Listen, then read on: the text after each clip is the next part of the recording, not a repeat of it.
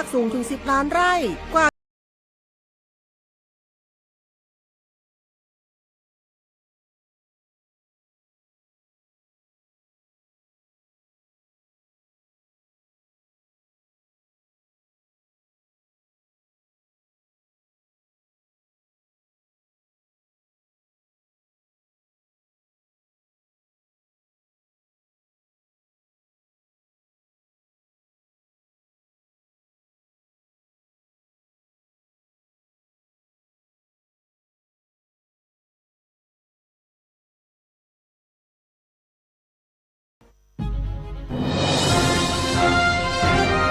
ขับรถมีน้ำใจรักษาวินัยจราจรคุณกำลังฟังรายการจราจรเพื่อชุมชนทางสถานีวิทยุกระจายเสียงแห่งประเทศไทยจังหวัดเชียงใหม่ FM 93.25 เมกะเฮิรตซ์ทุกวันจันทร์ถึงวันศุกร์ 16:10 น. ถึง 17:00 น.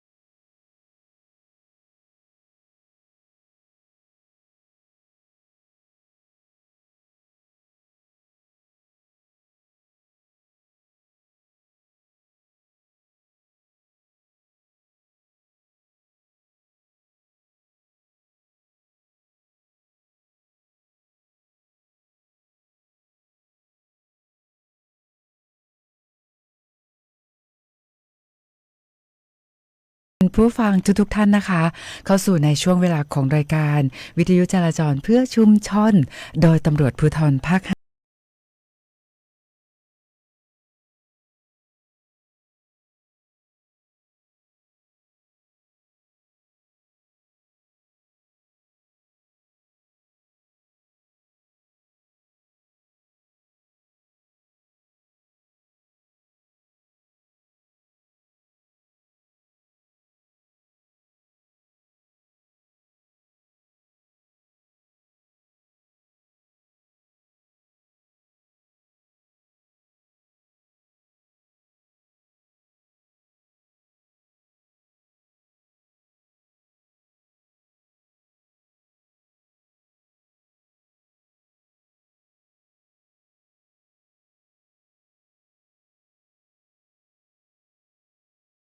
การค่ะเราก็จะทำให้คุณผู้ฟังนะคะมีวันแห่งความสุขนะคะเพราะว่าวันนี้ก็เป็นวันศุกร์ด้วยแล้วก็นอกจากนั้นนะคะเราก็จะมีแขกรับเชิญนะคะร่วมพูดคุยในรายการโอ้โหวันนี้นะคะมีประเด็นที่มีพี่น้องประชาชนนะคะโดยเฉพาะชาวจังหวัดเชียงใหม่แล้วก็ต้องบอกว่าทั่วประเทศนะคะให้ความสนใจเพราะว่าเจ้าหน้าที่ตำรวจที่สถานีตำรวจภูธรสันทรายจังหวัดเชียงใหม่นะคะโอ้โหได้ร่วมกันทำความดีค่ะนอกจากจะช่วยนะคะน้องควายนะคะแล้วก็ยังช่วยถ่ายชีวิตน้องควายด้วยนะคะนำไปให้วัดนะคะทำการเลี้ยงดูต่อไปเดี๋ยววันนี้เนี่ยนะคะเราก็จะไปสัมภาษณ์ท่านผู้กำกับการสถานีตำรวจภูธรสันทรายเกี่ยวกับในเรื่องนี้กันนะคะแล้ววันนี้เนี่ยเจ้าหน้าที่ตำรวจจราจรนะคะจากกลุ่มงานจราจรตำรวจภูธรจังหวัดเชียงใหม่นะคะก็นอกจากปฏิบัติหน้าที่ด้วยความเข้มแข็งแล้วนะคะยัง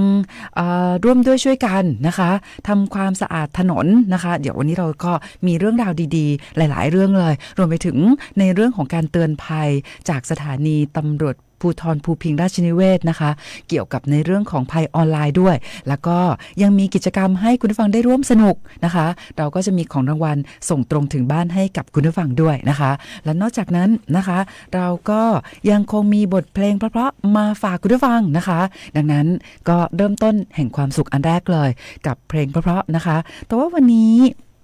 ในรายการนะคะเริ่มแรกเราก็นำเพลงเพราะๆที่ชื่อว่า You Need The Me นะคะมาฝากคุณผู้ฟังด้วยแต่ว่าตอนนี้ค่ะยังคงมีเพลงเพราะๆมาฝากคุณผู้ฟังอย่างต่อเนื่องแล้วเดี๋ยวเรากลับมานะคะเราก็จะมาสัมภาษณ์ท่านผู้กำกับการสถานีตำรวจภูธรสันทรายกันนะคะก็จะให้ผู้กำกับเล่าให้ฟังเกี่ยวกับในเรื่องของการช่วยเหลือน้องควายการถ่ายชีวิตนะคะแล้วก็การนำเอาน้องควายไป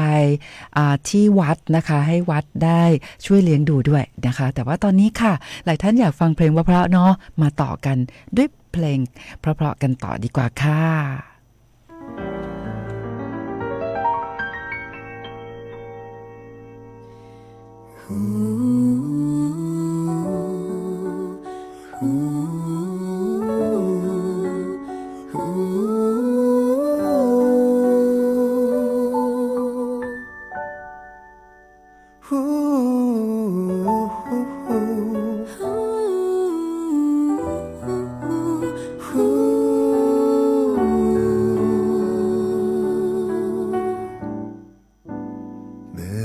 ใจมีรัก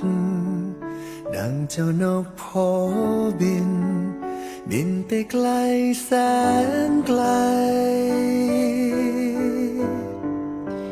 หัวใจฉันก็ลอยลิบไปถึงแดนดินถิ่นใดนะใจโอ้ดวงใจเจ้าเอ๋ยเมื่อดวงใจมีรักมอบแต่ใครสักคนหมดทุกห้องหัวใจขอให้เธอมั่นใจรักจริงฉันจะยอมมอบกายพักพิงแอบแนบอิงนิรันดร์ทอดผ้าดวงใจเราไปยังนภาฟ้าที่แสนไกล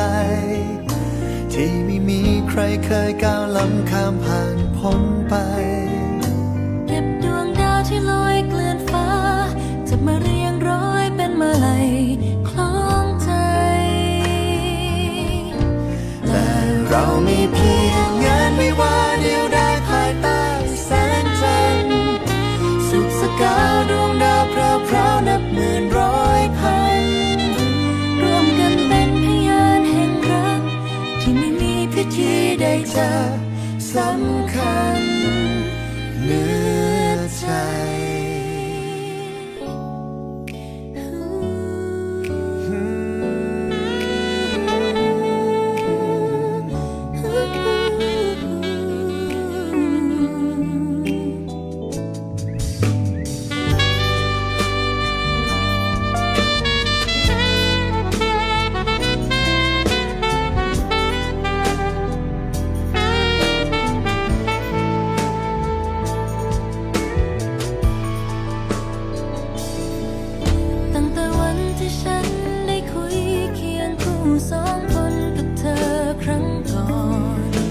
านอนครวญครางและมาคอยพร่ำหาเธอเหมือนจะอ้อนวอนเกิดอะไรขึ้นมาละมันอยากรู้นะเปลี่ยนฉันไปจากเดิมอ้อยอ้อยทุกสิ่งเปลี่ยนไปเพราะเธอ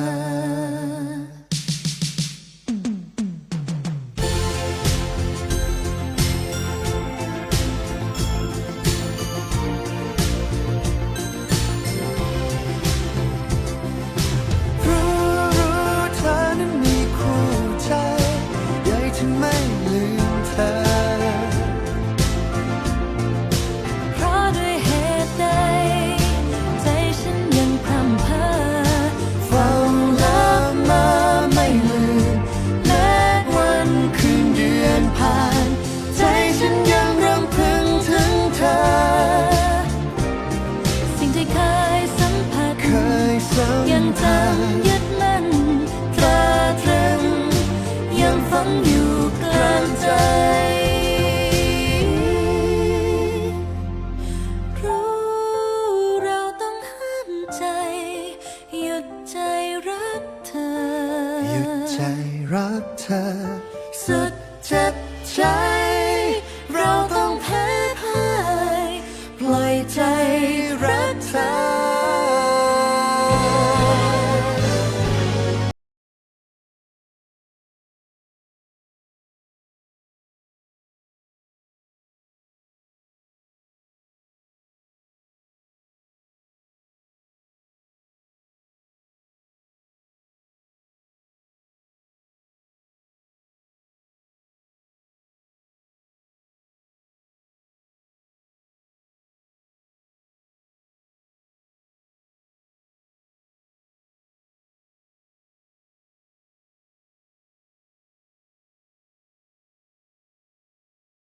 ความรักที่เกิดขึ้นมานั้นเป็นรักนิรันดร์ค่ะคุณผู้ฟังค่ะให้คุณผู้ฟังนะคะฟังเพลงในรูปแบบของเมดเล่เลยแต่ว่าตอนนี้ค่ะเราจะไปสัมภาษณ์นะคะท่านผู้กำกับการสถานีตำรวจภูธรสันทรายจังหวัดเชียงใหม่ยินดีต้อนรับพันตำรวจเอกสถิตชัยนิตยวานสวัสดีค่ะสวัสดีครับต้อมครับค่ะท่านผู้กำกับสันทรายค่ะก็ตอนนี้ต้องบอกว่าสถานีตำรวจภูธรสันทรายจังหวัดเชียงใหม่นะคะโอ้โหโด่งดังมากๆเลยนะคะเพราะว่ามีพี่น้องประชาชนนะคะทั่วประเทศให้เขาเรียกว่าความชื่นชมนะคะแล้วก็รวมไปถึงท่านผู้บัญชาการตำรวจภูธรภาค 5ท่านพลตำรวจโทกฤษพลยี่สาครนะคะก็ฝากชื่นชมมาด้วยเนื่องจากกรณีที่ทางสถานีตำรวจภูธรสันทรายจังหวัดเชียงใหม่นะคะได้ให้การช่วยเหลือน้องควายเนาะแล้วก็มีการถ่ายชีวิตแล้วก็นำไปให้ที่วัดเลี้ยงก็อยากให้ท่านผู้กำกับสถิตชัยนะคะได้เล่าเรื่องราวนี้ให้คุณผู้ฟังได้รับทราบด้วยค่ะครับก่อนอื่นก็นำเรียนผู้บัญชาการความเคารพแล้วก็สวัสดีผู้ฟังทุกท่านด้วยความเคารพด้วยจิตศรัทธาและสาระนะครับแล้วก็ขออนุโมทนาบุญผู้บัญชาการทุกท่านนะครับที่มาที่โรงพักสันทรายยังไม่ขาดสายตั้งแต่วันนี้เกิดเหตุซึ่งเราก็ไม่คิดว่าจะมีสิ่งที่ฟีดแบ็กกลับมาเป็นอย่างนี้นะครับซึ่งในความเป็นจริงแล้วว่าทุกคนนะครับหรือสัตว์ทั้งหลายก็คงหนีความตายไม่พ้นและแต่บุญกรรมทั้งในชาตินี้และชาติที่ผ่านมาเพียงแต่บุญกุศลที่หนุนนำจะใช้ได้เร็วเท่านั้นการทำบุญต่อชีวิตนั้นมีจริงครับคือเหตุการณ์ครั้งนี้นะครับเมื่อวันที่12มีนาคมเมื่อวานนะครับเวลา16:45 นาทีนะครับทางโรงพักสันทรายได้รับโทรศัพท์จากพลเมืองดีว่าในงานศพบ้านร้องบอลตำบลสันน้ำเมงนะครับจะมีการฆ่าควายตัวนี้นะครับซึ่งปรากฏว่าระหว่างใช้ค้อนทุบหัวนะครับได้สนสะพายเชือกที่จมูกแล้วก็มัดเขาควายซึ่งเขาควายจะมีโค้งยาวแหลมคมแล้วก็สวยงามมากที่ใต้ต้นไม้นะครับแล้วใช้ค้อนปอดคุบไป3 ทีแต่เนื่องจากเขาดิ้นสู้ชีวิตนะครับจึงหนีการถูกฆ่าไปได้นะครับซึ่งทางตำรวจก็ประเมินสถานการณ์นะครับก็เห็นว่าควายตัวนี้นะครับเขาเป็นน้องที่น่ารักมากที่ดีมากเลยครับเขาวิ่งแล้วไม่ทำร้าย ทรัพย์สินของชาวบ้านไม่ทำร้ายผู้คนนะครับเราก็ได้ประเมินสถานการณ์แล้วก็ขอกำลังจากทางอำเภอฝ่ายปกครองนะครับ แล้วก็ปศุสัตว์อำเภอสันทรายนะครับ ร่วมไปช่วยจับน้องควายตัวนี้นะครับ ซึ่งก็ใช้เวลาประมาณเกือบชั่วโมงครึ่งนะครับ ก็ใช้โดรนบินนะครับน้องก็จะวิ่งไปรอบ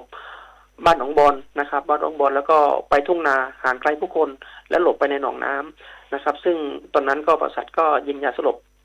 ได้เป็นผลสำเร็จใช้เวลาชั่วโมงครึ่งนะครับ ก็สำเร็จนะครับ ซึ่งผู้ใต้บังคับบัญชาก็รายงานขึ้นมาแล้วก็ขอดูภาพปรากฏว่าน้องมีเลือดออกที่เขาและที่จมูกนะครับจากการดิ้นรนแล้วก็ที่หัวนิดนึงนะครับ ซึ่งเราก็มีน้ำตาไหลว่าชีวิตเขาอะนะครับน้ำตาควายนะครับ ผมก็สงสารก็เลยขอคุยกับเจ้าของงานศพว่าขอไถ่ชีวิตควายตัวนี้ได้ไหมซึ่งเขาก็อิดออดเบื้องต้นเขาก็อิดออดนะครับเขาบอกว่าเขาคิดดูก่อนเพราะว่าเขาต้องใช้เลี้ยงแขกเรือที่มาในงานศพนะครับ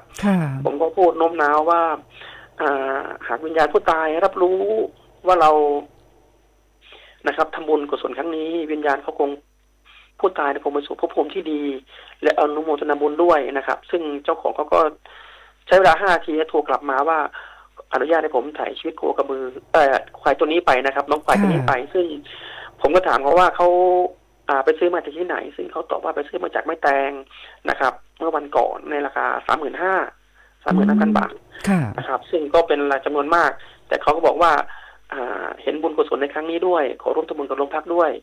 นะครับแล้วแต่ทางโรงพักจะมีจิตศรัทธาให้ผมก็เลยรวบรวมปัจจัยเงินสดจากตำรวจด้วยกันนี่แหละครับสนใจนะครับคิดว่าทำในกลุ่มโรงพักเรามันไม่อะไรก็เลยรวบรวมได้ 6,000 บาทก็เอาไปช่วยงานศพเขานะครับซึ่งท่านก็รับด้วยดีนะครับหลังจากได้จับควายมาก็ผมก็หารถนะครับ6 ล้อนะครับไป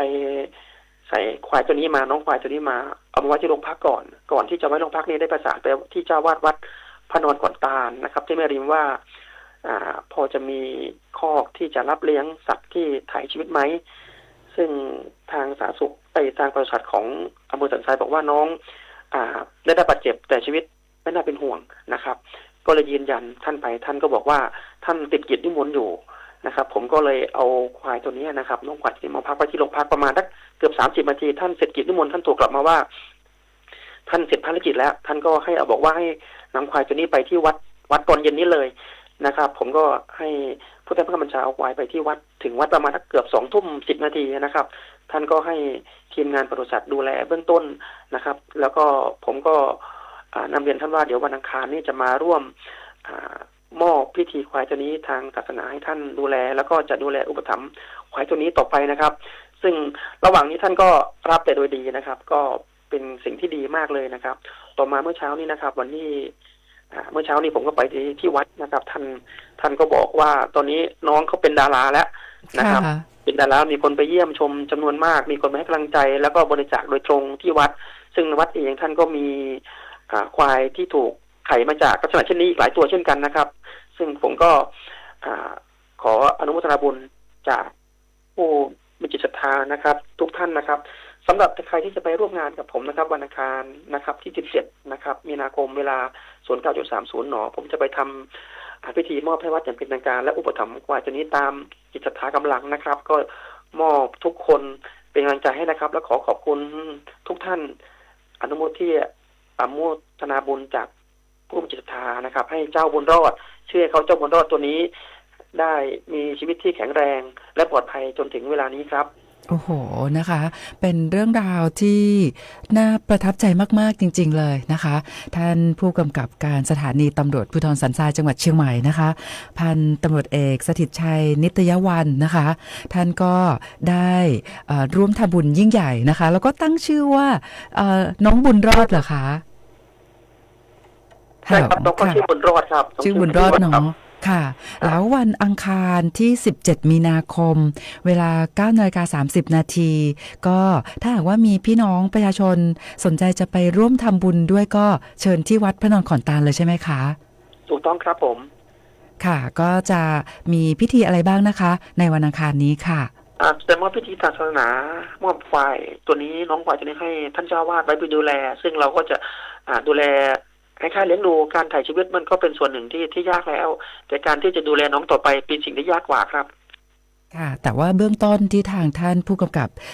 สถิตชัยบอกว่าทางท่านปศุสัตว์ใช่ไหมคะก็ได้ช่วยตรวจดูสภาพของน้องแล้วว่าน้องปลอดภัยแน่นอนนะคะถูกต้องครับค่ะจากการที่ถูกทำร้ายมาเนี่ยนะคะบอกว่าไม่ใช่จุดสำคัญใช่ไหมคะใช่ครับค่ะก็คือสามารถทำการรักษาให้หายได้ดีนะคะท่านเมื่อเช้าท่านปศุสัตว์ท่านบอกว่าฉีดยาแก้อักเสบยาแก้ปวดแล้วก็ให้น้ำเกลือน้องเขาอยู่ครับน้องก็มีอาการดีขึ้นกินยากินน้ำได้ครับค่ะดังนั้นนะคะวันอังคารที่17มีนาคมนี้นะคะถ้าหากว่าคุณผู้ฟังพี่น้องประชาชนอยู่ใกล้วัดพระนอนขอนตาลแล้วก็อยากจะร่วมทำบุญนะคะให้กับน้องบุญรอดนะคะก็ไปที่วัดพระนอนขอนตาลได้ท่านผู้กำกับการสถานีตำรวจภูธรสันทรายจังหวัดเชียงใหม่ก็จะไปร่วมในพิธีมอบน้องบุญรอดให้กับทางวัดด้วยนะคะค่ะโอ้เป็นเรื่องราวที่น่าประทับใจมากๆเลยนะคะก็ท่านผู้บัญชาการตำรวจภูธรภาค 5ท่านพลตำรวจโทกฤษฎาพลยี่สาครนะคะเมื่อเช้านี้ท่านก็สั่งการนะคะบอกว่าน่าชื่นชมนะคะทางท่านผู้กำกับแล้วก็เจ้าหน้าที่ตำรวจนะคะของสถานีตำรวจภูธรสันทรายจังหวัดเชียงใหม่ทุกคนเลยนะคะแล้วก็ร่วมอนุโมทนาบุญในครั้งนี้ด้วยนะคะร่วมกับพี่น้องประชาชนนะคะคราวนี้ท่านผู้กำกับขาก็ในพื้นที่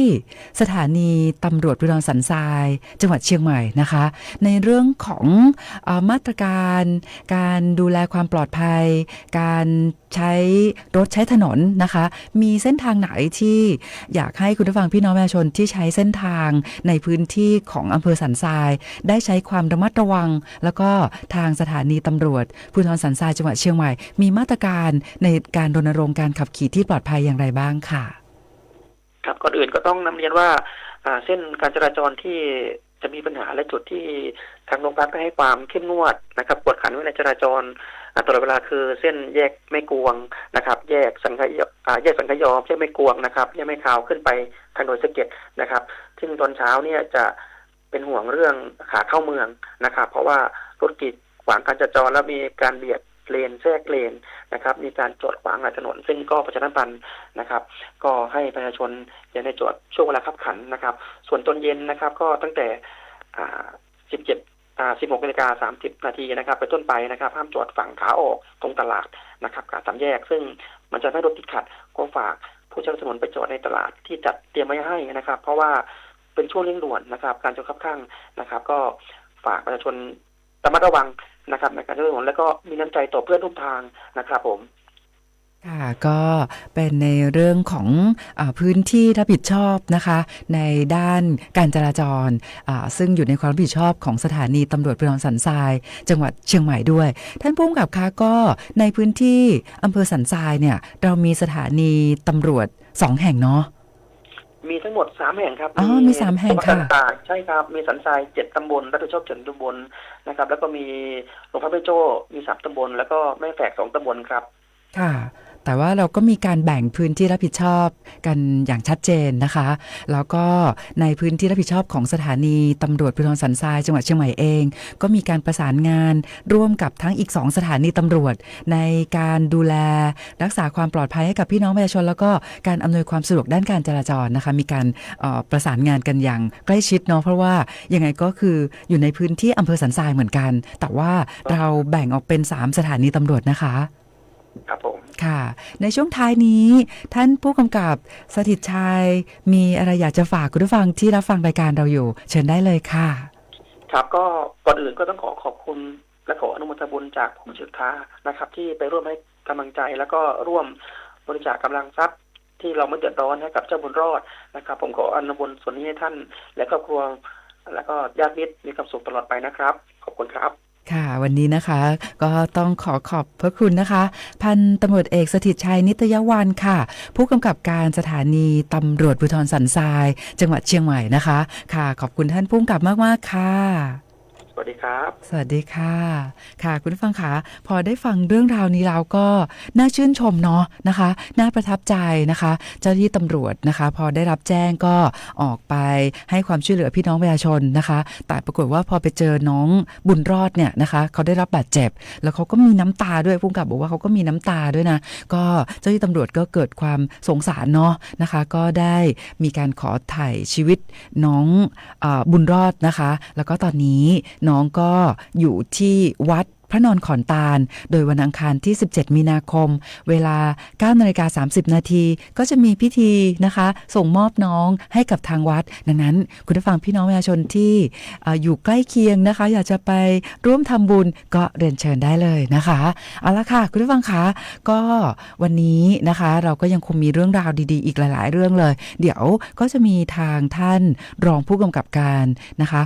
กลุ่มงานจราจรตำรวจภูธรจังหวัดเชียงใหม่นะคะมาร่วมพูดคุยในรายการกับเราในวันนี้ด้วยเพราะว่าในช่วงเช้าก็มีอุบัติเหตุเหมือนกันนะคะช่วงเมื่อสักครู่ก็มีอุบัติเหตุเกิดขึ้นดังนั้นนะคะเดี๋ยวการรายงานสภาพการจราจรก็จะมีในเรื่องของการพูดคุยให้พี่น้องประชาชนผู้ใช้รถใช้ถนนนะคะได้ใช้ความระมัดระวังในการขับรถแล้วก็มีการรายงานในเรื่องของการจัดกิจกรรมที่จะเกิดขึ้นในช่วงวันเสาร์อาทิตย์นี้ด้วยนะคะแล้วเราก็ยังมีกิจกรรมให้คุณผู้ฟังได้ร่วมสนุกในรายการเดี๋ยวติดตามรายการกันต่อไปรวมไปถึงการเตือนภัยนะคะจากสถานีตำรวจภูธรภูพิงค์ราชนิเวศน์ด้วยนะคะเกี่ยวกับในเรื่องของภัยออนไลน์แต่ว่าตอนนี้ค่ะก็มีบทเพลงมาฝากคุณผู้ฟังอยากให้ทุกท่านมีความสุขนะคะในวันแห่งความสุขวันนี้ด้วยค่ะ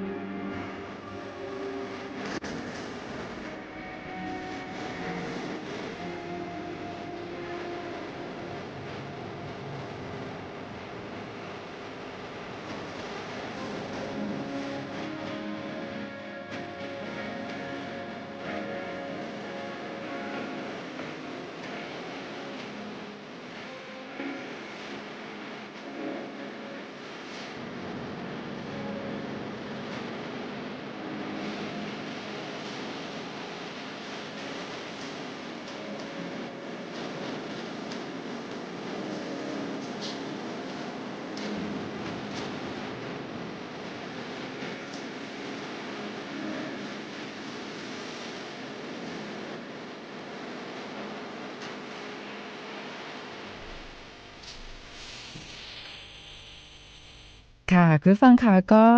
ตอนนี้นะคะมีมาตรการในเรื่องของการ work from home นะคะดังนั้นก็ถึงแม้ว่าเราจะอยู่ห่างไกลกันนะคะแต่ข้อความที่ส่งถึงกันไม่ว่าจะผ่านช่องทาง LINE นะคะทางโทรศัพท์นะคะก็ยังทำให้ทุกท่านอยู่ใกล้ชิดกันนะคะก็เป็นบทเพลงเพราะๆที่นำมาฝากคุณผู้ฟังค่ะแต่ว่าตอนนี้นะคะเราจะไปสัมภาษณ์ท่านพันตำรวจโทสุนทรอินใจคำกันนะคะท่านรองสุนทรสวัสดีค่ะครับผมสวัสดีครับผู้ดำเนินรายการและท่านผู้ฟังทุกท่านนะครับค่ะท่านรองสุนทรค่ะวันนี้วันศุกร์เนาะจริงๆวันนี้เป็นวันแห่งความสุขนะแต่ปรากฏว่ามีรายงานในเรื่องของการเกิดอุบัติเหตุหลายจุดเหมือนกันครับค่ะอยากให้ท่านวันนี้ครับวันนี้ช่วงเช้าก็มีฝนตกนะก็ทำให้ผู้ใช้รถถนนใช้รถยนต์เป็นพาหนะในการเดินทางนะก็ทำให้มีปริมาณรถเพิ่มมากขึ้นประกอบกับช่วงเช้าอย่างที่ท่านผู้ดำเนินรายการได้แจ้งให้ทราบนะครับเพราะว่ามีเรื่องของอุบัติเหตุที่ทางลอดลมโชคนะฮะอันนี้ก็มีอุบัติเหตุหลายคันทางลอดลมโชคอันนี้ทางกลุ่มงานจราจรก็ร่วมกับหน่วยงานที่เกี่ยวข้องในการอำนวยความสะดวกด้านการจราจรในการระบายการจราจรแล้วก็ทำความสะอาดอย่างที่ท่านผู้ดำเนินรายการแจ้งให้เราทราบนะครับว่าก็มีสิ่งของตกหล่นบนพื้นที่การจราจรอันนี้กลุ่มงานจราจรก็ร่วมกับหน่วยงานที่เกี่ยวข้องในการดำเนินการแก้ไขนะในช่วงเย็นก็มีเรื่องของอุบัติเหตุที่ถนนมหิดลอันนี้ก็2 จุดนะ2 จุดมีอุบัติเหตุ2 จุดบนก่อนขึ้นทางต่างระดับรถไฟแล้วก็ทางขึ้นต่างระดับรถจันทร์เป็นขาเข้านะครับก็สาเหตุก็เป็นเรื่องของฝนตกถนนลื่นอันนี้ก็เป็นสาเหตุหลักนะที่ทำให้เกิดอุบัติเหตุและอีกสาเหตุหนึ่งที่ทำให้เกิดอุบัติเหตุก็อันนี้ก็น่าจะเกิดจากตัวผู้ขับขี่เองนะครับช่วงหลังๆมีการใช้โทรศัพท์นะค่อนข้างมากในขณะขับรถอันนี้ก็ทำให้เราเสียสมาธิในการขับรถนะมีสมาธิในการขับรถลดลงอันนี้ก็เป็นสาเหตุหลักนะฮะที่ทำให้เกิดอุบัติเหตุขึ้นนะฮะก็ขอฝากให้ผู้ใช้รถถนนนะถ้าเป็นไปได้นะถ้าจำเป็นต้องใช้จริงๆก็ขอให้เป็นอุปกรณ์เสริมนะบางทีก็มีการถ่ายคลิปถ่ายเวลามีอุบัติเหตุเกิดขึ้นหรือว่ามีปัญหาด้านการจราจรมีรถติดนะก็มีการถ่ายคลิปถ่ายออกมาก็ทำให้มีการใช้โทรศัพท์ขณะขับรถอันนี้ก็บางทีก็ลืมได้ว่าเราก็เป็นส่วนหนึ่งในปัญหาที่เราพูดถึงอยู่ขอฝากผู้ใช้รถถนนครับค่ะท่านรองสุนทรคะก็เพราะว่ามีในเรื่องของฝนตกในช่วงนี้เรามีในเรื่องของพายุฤดูร้อนเกิดขึ้นนะคะแต่ก็มีในเรื่องของการใช้โทรศัพท์ขณะขับรถแล้วก็มีสาเหตุจากถนนลื่นด้วยนะคะค่ะก็ในช่วงนี้จริงๆแล้วเป็นช่วงที่สถานศึกษาเนี่ยเขาปิดภาคเรียนนะคะท่านรองสุนทรก็ทำให้การจราจรเนี่ยมีความคล่องตัวมากขึ้นก็เป็นในเรื่องของการขับรถเร็วด้วยไหมเปล่าคะก็มีส่วนครับผมก็อย่างที่ท่านผู้บริการว่านะครับก็ช่วงนี้ก็ปกติก็สถานศึกษาจะปิดการเรียนการสอนก็ทำให้ถนนหลายๆสายในตัวเมืองเชียงใหม่ที่มีสถานศึกษาตั้งอยู่ก็มีการจราจรเบาบางนะไม่หนาแน่นเหมือนช่วงที่เปิดการเรียนการสอนเหมือนพฤษภาเนี่ยก็ยังมีการเปิดการเรียนการสอนเทอมแรกนี่ก็จะมีปัญหาการจราจรค่อนข้างมากหน่อยนะครับนักเรียนใหม่ผู้ปกครองใหม่ด้วยนะก็จะการรับส่งก็ค่อนข้างจะช้าก็จะทำให้เกิดปัญหาในการจราจรอย่างที่เราทราบกันนะท่านที่มาส่งบุตรหลานมาตลอดนะตั้งแต่อนุบาลถึงม.6 นะก็เป็น10 ปีครับก็จะรู้สภาพปัญหาการจราจรในตัวเมืองเชียงใหม่ดีพี่น้องประชาชนของเราส่วนมากจะพักอยู่ในปริมณฑลช่วงเช้าก็จะเข้ามาส่งบุตรหลานหรือว่าทำงานในตัวเมืองเชียงใหม่ช่วงเย็นก็จะออกจากตัวเมืองเชียงใหม่ไปที่พักอาศัยก็จะเป็นในปกติของเมืองเชียงใหม่แล้วประกอบกับมีนักท่องเที่ยวเข้ามาในพื้นที่ของจังหวัดเชียงใหม่แล้วก็มีกิจกรรมที่ส่งเสริมการท่องเที่ยวนะบ้านเราเป็นเมืองท่องเที่ยวก็จะมีนักท่องเที่ยวเข้ามาค่อนข้างมากอันนี้ก็จะทำให้เกิดปัญหาด้านการจราจรนะครับในส่วนของตัวเมืองเชียงใหม่ครับค่ะดังนั้นนะคะในช่วงเย็นวันนี้ก็อาจจะมีในเรื่องของฝนตกอยู่ค่ะท่านรองสุนทรดังนั้นก็อยากให้คุณผู้ฟังพี่น้องประชาชนนะคะที่ขับรถนะคะแล้วก็มีช่วงที่ฝนตกลมกระโชกแรงเนี่ยก็ต้องใช้ความระมัดระวังในการขับรถด้วยนะคะท่านรองสุนทรค่ะแล้วในเรื่องของกิจกรรมในช่วงของวันเสาร์อาทิตย์นี้อยากให้ท่านรองสุนทรได้นำเรียนให้กับคุณผู้ฟังได้รับทราบเป็นข้อมูลด้วยค่ะกิจกรรมที่รับแจ้งในตอนนี้ก็มีการสอบA-Level นะฮะ69ระหว่างวันที่14ถึง16มีนาคม2569นะฮะก็เริ่มตั้งแต่0830ถึง1630นะ สนามสอบก็จะมียุพราชนะวัฒโนกาวิระนวมินทร์วารีแล้วก็หอพระอันนี้ก็จะมีนักเรียนนักศึกษาเข้ามาในพื้นที่ของจังหวัดเชียงใหม่อันนี้ก็ขอฝากพี่น้องประชาชนนะฮะที่จะเดินทางในช่วงเวลาดังกล่าวในเส้นทางดังกล่าวก็ขอถ้าเป็นไปได้ก็หลีกเลี่ยงเส้นทางครับผม และนอกจากนั้นนะคะถ้าเราสุนทรมีข้อมูลอะไรให้คุณผู้ฟังเพิ่มเติมอีกไหมคะในเรื่องของการขับขี่ที่ปลอดภัยในช่วงนี้ค่ะก็เรื่องของการปรับปรุงพื้นผิวการจราจรตอนนี้ก็จะมีที่ถนนโชตนานะตั้งแต่หน้าสนามกอล์ฟลานาถึงศูนย์ราชการอันนี้ก็มีการปรับปรุงพื้นผิวการจราจรนะ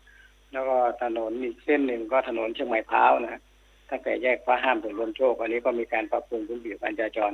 ถ้าเป็นไปได้ถ้าไม่จำเป็นก็หลีกเลี่ยงเส้นทางแล้วอีกกิจกรรมหนึ่งก็มีการตัดแต่งกิ่งไม้สายเชียงใหม่ลำพูนนะอันนี้เริ่มตั้งแต่วันที่17ถึง28มีนานะ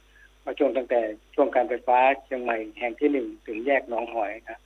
ก็จะเริ่มดำเนินการตั้งแต่0830ถึง1630ของทุกวันนะก็ถ้าเป็นไปได้ก็ถ้าไม่จำเป็นในเส้นทางดังกล่าวก็ขอให้หลีกเลี่ยงนิดนึงนะฮะก็จะมีในส่วนของเจ้าที่ในการอำนวยความสะดวกด้านการจราจรครับผม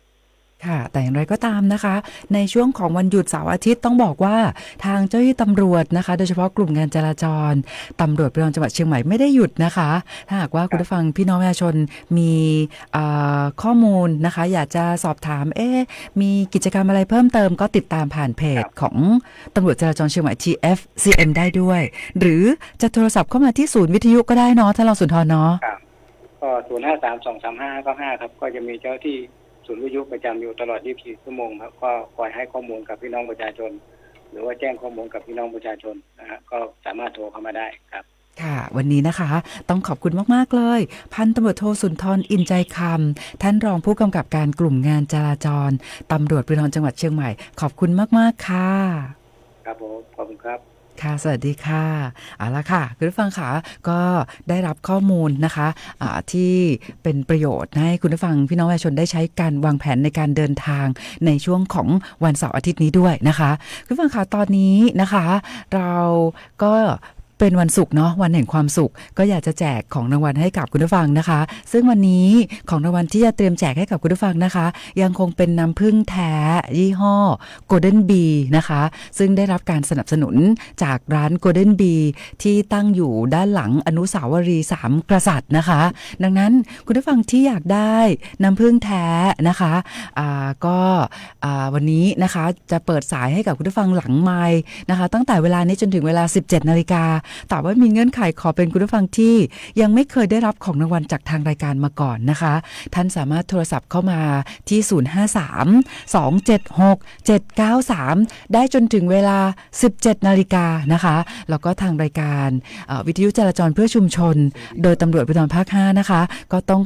ขอบพระคุณคุณบัญชาคุณวรารัตน์นะคะเจ้าของร้าน Golden Bee ที่อยู่ด้านหลังอนุสาวรีย์3กษัตริย์นะคะที่ได้กรุณาให้การสนับสนุนน้ำผึ้งแท้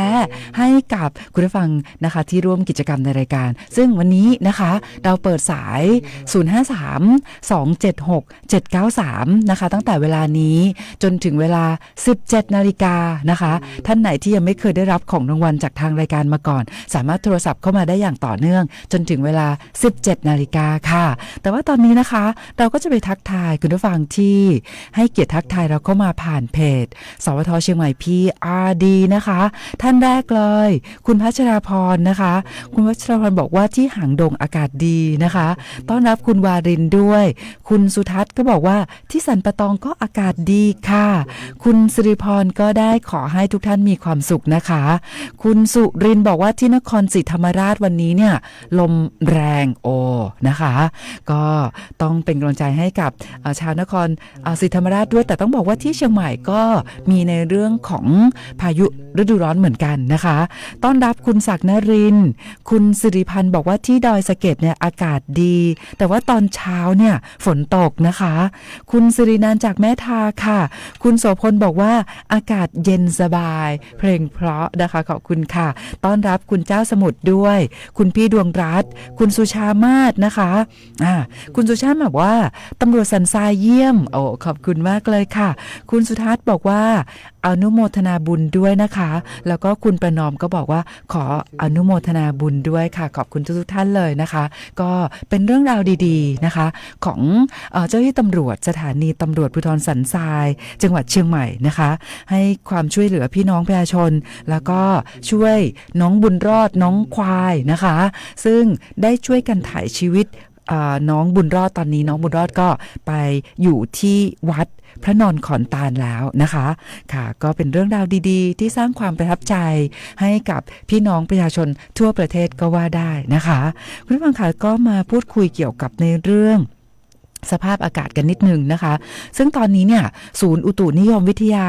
ภาคเหนือนะคะก็ได้ทำแผ่นประชาสัมพันธ์นะคะพยากรณ์อากาศประจำวันศุกร์ที่13มีนาคม2569ตั้งแต่เวลา 18 นาฬิกานะคะของวันนี้จนถึง 18 นาฬิกาของวันพรุ่งนี้เนาะ 6 โมงเย็นวันนี้นะคะบอกว่า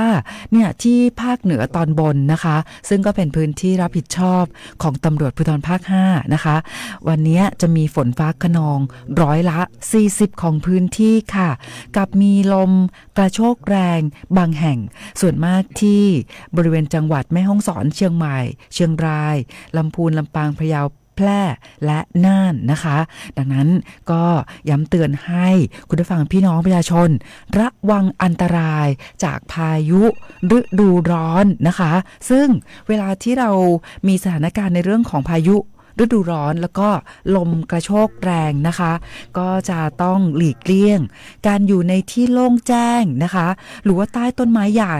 สิ่งปลูกสร้างหรือว่าป้ายโฆษณาที่ไม่แข็งแรงนะคะสำหรับพี่น้องเกษตรกรก็ควรจะเสริมความแข็งแรงให้กับไม้ผล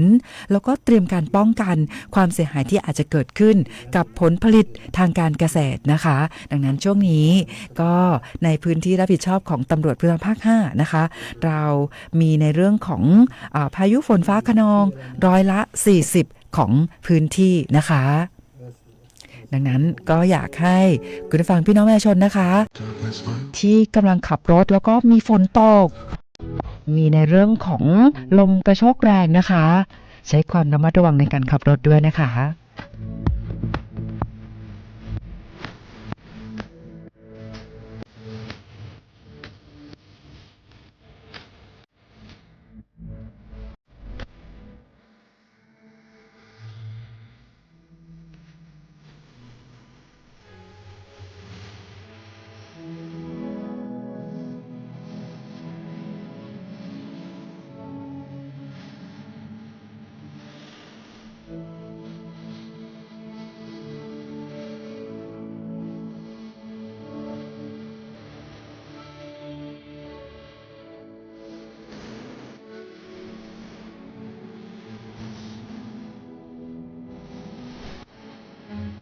ตอนนี้นะคะทางรายการก็ยังคงเปิดสายให้กับคุณผู้ฟังค่ะแต่จนถึงเวลา 17 นาฬิกานะคะสำหรับคุณผู้ฟังที่ยังไม่เคยได้รับของรางวัลจากทางรายการมาก่อนวันนี้นะคะเราแจกเป็นน้ำผึ้งแท้ยี่ห้อ Golden Bee ค่ะพร้อมส่งตรงถึงบ้านให้กับคุณผู้ฟังเลยเพราะว่าอยากให้คุณผู้ฟังมีความสุขในวันศุกร์วันนี้นะคะ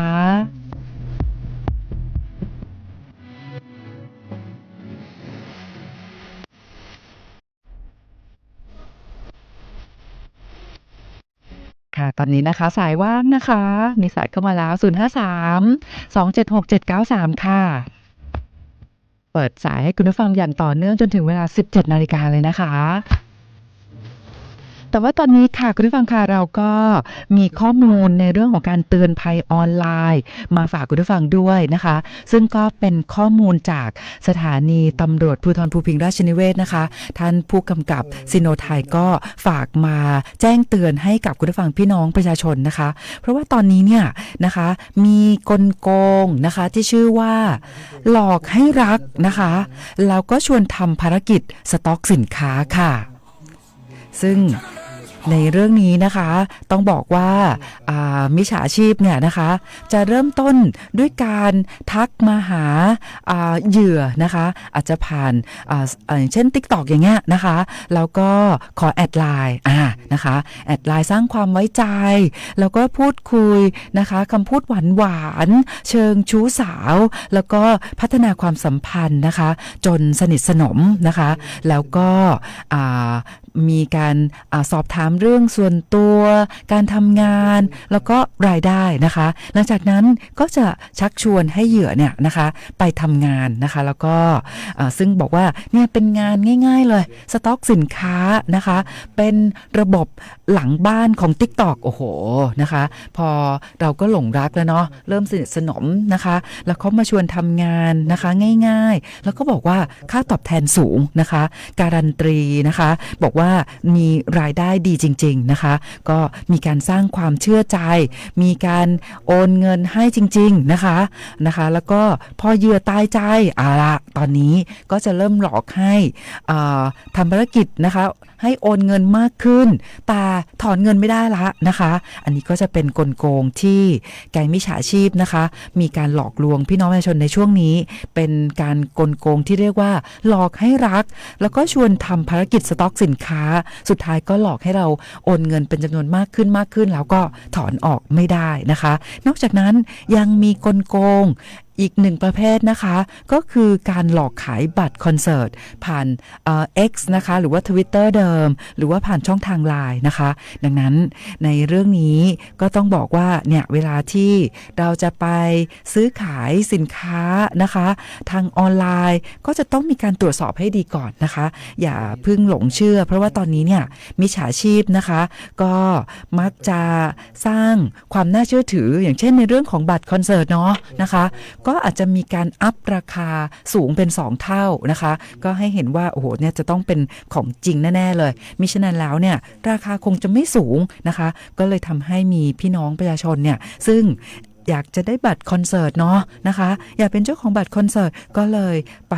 เชื่อนะคะแล้วก็มิจฉาชีพก็จะหลอกให้โอนเงินเป็นค่ามัดจำสุดท้ายหายไปเลยนะคะดังนั้นก็มาย้ำเตือนให้คุณผู้ฟังพี่น้องประชาชนนะคะได้รู้เท่าทันกลโกงของแก๊งมิจฉาชีพกันนะคะหลักที่ยังคงต้องให้พี่น้องประชาชนเนี่ยนะคะใช้ในการย้ำเตือนตัวเองไม่ให้ตกเป็นเหยื่อของแก๊งมิจฉาชีพก็คือไม่รีบไม่เชื่อแล้วก็ไม่โอนค่ะเอาละค่ะคุณผู้ฟังค่ะตอนนี้นะคะก็สายยังว่างอยู่นะคะที่053-276-793สำหรับคุณผู้ฟังพี่น้องประชาชนที่ยังไม่เคยได้รับของรางวัลจากทางรายการมาก่อนนะคะสามารถโทรศัพท์เข้ามาได้จนถึงเวลา 17 นาฬิกาเรา